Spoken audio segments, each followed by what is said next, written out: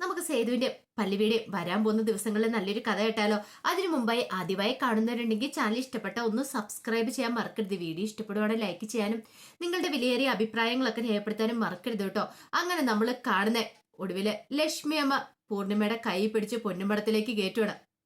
കടിച്ച പാമ്പിനെ കൊണ്ട് തന്നെ അവസാനം വിഷം ഇറക്കിച്ചു സേതുമാധവന്. സേതുമാധവന്റെ നിരപരാധിത്വമൊക്കെ തിരിച്ചറിഞ്ഞു കഴിഞ്ഞപ്പോ ലക്ഷ്മി അമ്മയ്ക്ക് പിന്നെ പൂർണിമയും സേതുവിനെയൊക്കെ വീട്ടിലേക്ക് വിളിച്ചു കയറ്റാതിരിക്കാൻ പറ്റിയില്ല. ഒടുവില് ലക്ഷ്മിയമ്മ പൂർണിമയും കൊണ്ട് അകത്തേക്ക് എന്നിട്ട് പറഞ്ഞു, പൂർണിമ ഇനി മുതല് നിന്റെ വീട് ഇതാണ്, പൊന്നുമടം നിന്റെയാണ്, ഇവിടെ എനിക്ക് യാതൊരു അവകാശവും ഇല്ലെന്ന് പറഞ്ഞു. അത് കേട്ട് കഴിഞ്ഞപ്പോ പൂർണിമ പറഞ്ഞു, ഏയ് അങ്ങനെയൊന്നും ഇല്ല ലക്ഷ്മി പറഞ്ഞു, അല്ല അങ്ങനെയല്ല, കുറെ വർഷങ്ങൾക്ക് മുമ്പ് മാധവേട്ടനെ ഞാൻ ഉപേക്ഷിച്ച് പോയതാണ്. പിന്നീട് ഞാൻ വീണ്ടും ഇങ്ങോട്ടേക്ക് വന്ന് അധികാരം സ്ഥാപിക്കാൻ പാടില്ലായിരുന്നു. നിനക്ക് വേണ്ടിയിട്ട് മാധവേട്ടൻ പണിയെടുപ്പിച്ച വീടത്. ഞാൻ ചെയ്തു പോയത് വലിയ ക്രൂരത തന്നെയാന്ന് പറഞ്ഞു. അപ്പോഴേക്ക് ശ്രീഹരി എന്ത് ചെയ്തു, കാറിനകത്തുനിന്ന് മാധവന്റെ ആ വലിയ ഫോട്ടോയും കാര്യങ്ങളും എടുത്തോണ്ട് ഇടണം. അന്ന് പൊന്നുംപടത്തിന്ന് പൂർണിമയൊക്കെ അടിച്ചു വിറക്കുന്ന സമയത്ത് ആ ഫോട്ടോ സഹിതമാണ് ലക്ഷ്മിയമ്മ എടുത്ത് എറിഞ്ഞു വിട്ടത്. അങ്ങനെ ശ്രീഹരി ആ ഫോട്ടോയും കൂടെ കൊണ്ടുവന്നപ്പോഴത്തേനും ലക്ഷ്മിയമ്മ പോയി ആ ഫോട്ടോയും കൂടെ വാങ്ങി. പിന്നീട് അത് മുമ്പിരുന്ന് എവിടെയാണോ അത് അവിടെ കൊണ്ട് തന്നെ വെക്കുവാണ്. ഇതെവിടെ ഇരിക്കണ്ടേന്ന് പറഞ്ഞു. എന്റെ അറിവില്ലായ്മ കൊണ്ടാണ് ഞാൻ അങ്ങനെയൊക്കെ ചെയ്തത്. അപ്പോഴേക്ക് സേതു പല്ലിവിക്ക് അകത്തേക്ക് അങ്ങോട്ട് കയറി വന്നു. പിന്നീട് സേതുവിന്റെ അടുത്തേക്ക് വന്നിട്ട് ലക്ഷ്മിയമ്മ പറഞ്ഞു, എടാ മോനെ എന്നോട് ക്ഷമിക്കുക, ഇനി നിങ്ങളാണ് ഇവിടെ താമസിക്കേണ്ടത്, ഞാനല്ല, എനിക്കൊരു തെറ്റുപറ്റി പോയതാന്നൊക്കെ പറഞ്ഞു. അതെ നിന്റെ അച്ഛനെ ഫോട്ടോ യഥാസ്ഥാനത്ത് തന്നെ വെച്ചിട്ടുണ്ടെന്ന് പറഞ്ഞു. ഇത് കേട്ടപ്പോ സേതു പറഞ്ഞു, ഇങ്ങനെയൊക്കെ ചെയ്തിട്ടുണ്ടെങ്കിൽ ഞാൻ നിങ്ങളോട് ക്ഷമിക്കുന്നു കരുതിയിട്ടാണോ ഇരിക്കുന്നത്? ഒരു കാരണവശാലും ഇല്ല, നിങ്ങളോട് സഹിക്കാനും ക്ഷമിക്കാനൊന്നും എനിക്ക് പറ്റില്ല. പിന്നെ ഈ വീട്ടിലേക്ക് ഞാൻ കയറിയത് എന്താന്ന് വെച്ചാൽ എന്റെ അച്ഛന് എന്റെ അമ്മയ്ക്കായിട്ട് ഉണ്ടാക്കി കൊടുത്ത വീടാ, എന്റെ അമ്മയ്ക്കും എന്റെ പെങ്ങന്മാർക്കുമായിട്ട്, അല്ലാതെ നിങ്ങൾക്ക് വേണ്ടി പണി കഴിപ്പിച്ച വീടല്ലത്. ഞാൻ ഒരിക്കൽ പറഞ്ഞിട്ടുണ്ടായിരുന്നു എന്റെ അമ്മയുടെ കൈയും പിടിച്ച് ഞാൻ ഇങ്ങോട്ടേക്ക് കയറുമെന്ന്. എന്റെ നിരപരാധിത്വം എല്ലാവരുടെ മുന്നിൽ ബോധ്യപ്പെടുത്തിയിട്ട്, അതുപോലെ തന്നെ എന്റെ നിരപരാധിത്വം എന്റെ എല്ലാവരുടെ മുന്നിൽ എനിക്ക് ബോധ്യപ്പെടുത്താനായിട്ട് കഴിഞ്ഞു. പക്ഷെ നിങ്ങളുമായിട്ട് ഇനി ഞാൻ പഴയതുപോലെ ഒത്തൊരുമയോടെ പോകത്തില്ല. കാരണം നിങ്ങൾ എന്റെ മനസ്സിൽ അത്രമാത്രം വേദനിപ്പിച്ചു. ഇന്നല്ലെങ്കിൽ നാളെ ഇതുപോലെ ഏതെങ്കിലും ഒരു സന്ദർഭം ഉണ്ടായിട്ടുണ്ടെങ്കിൽ അന്ന് നിങ്ങൾ എന്നെ തള്ളിക്കളയുന്ന ആര് കണ്ടു?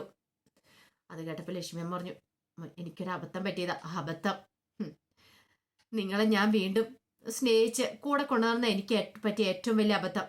നിങ്ങളുടെ കൂടെ ഞാൻ പിന്നെ ഇവിടെ വരാൻ പാടില്ലായിരുന്നു, അവിടെ വന്ന് താമസിക്കാനും പാടില്ലായിരുന്നു. അതാണ് ഞാൻ ചെയ്ത തെറ്റ്. ഇനി പക്ഷെ എനിക്ക് ആ തെറ്റ് തിരുത്തിയേ മതിയാകത്തുള്ളൂ. എനിക്കും എൻ്റെ ഭാര്യയ്ക്കും എൻ്റെ അമ്മയ്ക്കും ഒക്കെ നല്ലൊരു ജീവിതം ഉണ്ടായിരിക്കണം. നിങ്ങളെപ്പോലുള്ള ഒരു സ്ത്രീയുടെ പിന്നാലെ നടന്ന് തീർക്കാനുള്ളതല്ല എൻ്റെ ജീവിതം എന്നൊക്കെ പറഞ്ഞു. സേതു വായി വന്ന എല്ലാം പറഞ്ഞു. സേതുവിന് സഹിക്കാൻ പറ്റുന്നുണ്ടായിരുന്നില്ല. സേതു നന്നായിട്ട് ലക്ഷ്മി അമ്മയെ നോവിച്ചു. പക്ഷെ അതൊക്കെ കേട്ടിട്ട് മിണ്ടാതിരിക്കാനേ ലക്ഷ്മി അമ്മയ്ക്ക് പറ്റുണ്ടായിരുന്നുള്ളൂ. എങ്ങനെ പറയാനായിട്ടാ? കാരണം അമ്മാതിരിയല്ലേ സേതുവിനെ ഉപദ്രവിച്ചത്.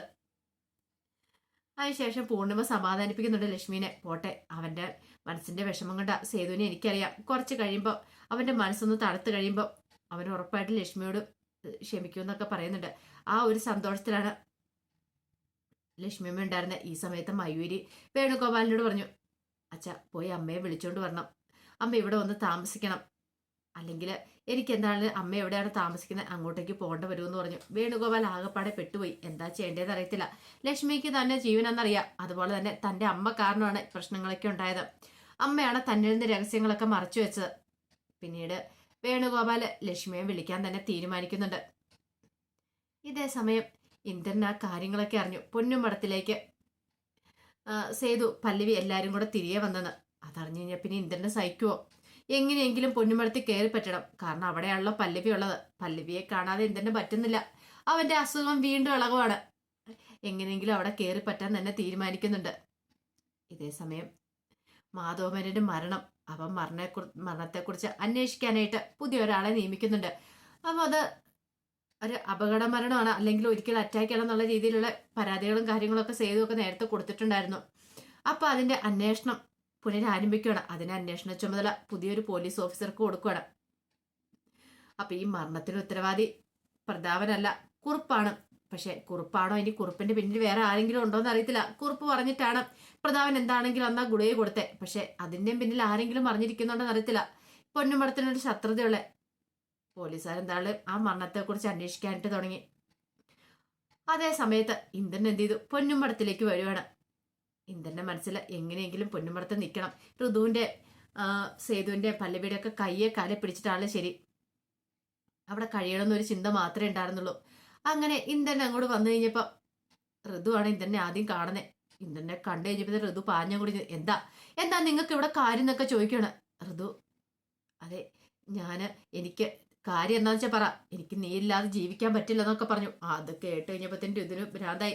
ഋതു പറഞ്ഞു കടന്നു പോയിക്കാണ് അവിടുന്ന്, എന്റെ കൺമുന്നിൽ പോലും കണ്ടേക്കല്ലെന്ന് പറയണം.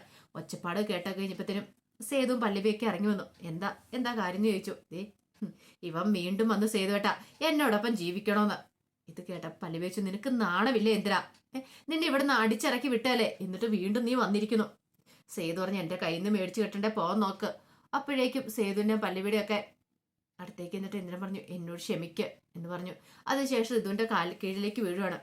ഋതു പ്ലീസ് ഋതു എന്നെ ഉപേക്ഷിക്കരുത്, ഒന്നുമല്ലേലും എന്റെ കുഞ്ഞെല്ലാം നിന്റെ വയറ്റുള്ളേ. അത് കേട്ടിപ്പോ ഋതുവിന് ദേഷ്യമായി. ഋതു പറഞ്ഞു അതിലെന്താ ഉറപ്പ്, നിങ്ങളുടെ കുഞ്ഞാന്ന് എന്താ ഉറപ്പെന്ന് ചോദിച്ചു. നിങ്ങളുടെ കുഞ്ഞ് എന്റെ വെയിറ്റ് ഇല്ല, അല്ലെങ്കിലും നിങ്ങളെപ്പോലൊരു ഫ്രോഡിനെ കൂടെ ജീവിക്കുന്നേക്കാളും ഭേദം ഒരു മുഴം കയറിൽ ഞാൻ എന്റെ ജീവൻ എടുക്കുന്ന, മര്യാദയ്ക്ക് കടന്നു പോയിക്കോണെന്നൊക്കെ പറഞ്ഞു.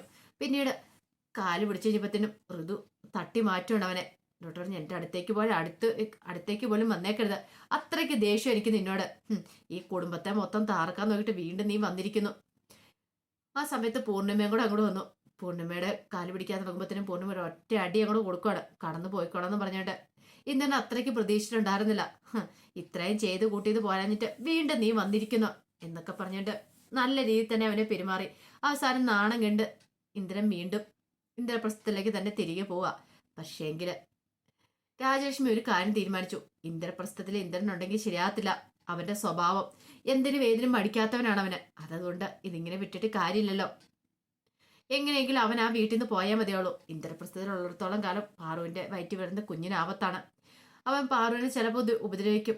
പാറിന്റെ വയറ്റി വരുന്ന കുഞ്ഞിനെ ഇല്ലാതാക്കാൻ ശ്രമിക്കും. അതുകൊണ്ട് എങ്ങനെയെങ്കിലും അവനെ ആ വീട്ടിൽ നിന്ന് പോച്ച് പുറത്തി അടിച്ചാൽ മതിയാവുള്ളൂ എന്ന് രാജലക്ഷ്മി തീരുമാനിച്ചു. ഇത്രയും കാലം അവന് ഋതുവിന്റെ കൂടെയല്ല കല്യാണത്തിന് ശേഷം കഴിഞ്ഞ്, അങ്ങനെ തന്നെ കഴിയട്ടെ. ഋതുവിനെ കണ്ടൊന്ന് സംസാരിക്കണം, അവനെ എങ്ങനെയെങ്കിലും ഏത് വിധേനയിലും അങ്ങോട്ടേക്ക് പറഞ്ഞു വിടണം എന്നൊരു ചിന്തയൊക്കെയായിരുന്നു രാജലക്ഷ്മിക്ക് ഉണ്ടായിരുന്നേ. അങ്ങനെ ഇന്ദ്രനെ പറഞ്ഞു വിടാൻ തന്നെ തീരുമാനിച്ചു. ഒടുവിൽ രാജലക്ഷ്മി പൊന്നുമടത്തിലേക്ക് വരുവാണ്. പൊന്നുമടത്തിലേക്ക് വന്ന് ഋതുവിനെ കാണുവാണ്. ഋതുവിനെ കണ്ടിട്ട് ഋതുവിനോട് പറഞ്ഞു നിന്റെ ഭർത്താവ് അവൻ നിന്നോടൊപ്പം ആയിരുന്നല്ല കല്യാണത്തിന് ശേഷം കഴിഞ്ഞിരുന്നേ. അതുകൊണ്ട് ഒരു കാര്യം ഞാൻ പറയാം, അവൻ ഇങ്ങോട്ടേക്ക് വിളിക്കണം. നിങ്ങൾ ഭാര്യ ഭർത്താക്കന്മാരല്ലേ, നിങ്ങൾ ഒരുമിച്ച് ജീവിക്കണം എന്നൊക്കെ പറഞ്ഞു. പക്ഷെ ഋതു സമ്മതിച്ചില്ല. ഋതു പറഞ്ഞു എനിക്ക് ഇനി അവനെ ഭർത്താവായിട്ട് വേണ്ടെന്ന് പറഞ്ഞു. പക്ഷെ രാജലക്ഷ്മി ഇടാൻ കൂട്ടാക്കില്ല. ഭർത്താവായിട്ട് വേണ്ട പോലും. പിന്നെ നീ എന്തിനാ അവനെ കല്യാണം കഴിച്ചേ? അതുമാത്രമല്ല കല്യാണത്തിന് ശേഷം എന്നെ പോലും തള്ളി പറഞ്ഞിട്ട് നിന്നോടൊപ്പം അവൻ വന്ന് കഴിഞ്ഞിരുന്നേ. എന്നെ തിരിഞ്ഞു പോലും നോക്കിയിട്ടില്ല. എനിക്കൊരു ആപത്തുണ്ടാക്കിയ സമയത്ത് തിരിഞ്ഞു നോക്കിയിട്ടില്ല. അതുമാത്രമല്ല കല്യാണം കഴിഞ്ഞിട്ട് പിറ്റേ ദിവസം നീ അവനെ വിളിച്ചോണ്ട് വീട് വിട്ട് ഇറങ്ങിയതല്ലേ. പിന്നെ അവൻ എന്തിനാ അവിടെ വന്ന് താമസിക്കുന്നേ? മര്യാദയ്ക്ക് അവനെ ഇങ്ങോട്ടേക്ക് വിളിക്കുക. നീ എവിടെയാണോ ഉള്ളത് അവിടെയാണ് അവനും കഴിയേണ്ടത് എന്നൊക്കെ പറഞ്ഞു. പക്ഷെ ഋതു അനങ്ങില്ല. ഋതു പറഞ്ഞു അവനെ പോലുള്ള ഒരുത്തനെ എനിക്ക് ഭർത്താവായിട്ട് വേണ്ട.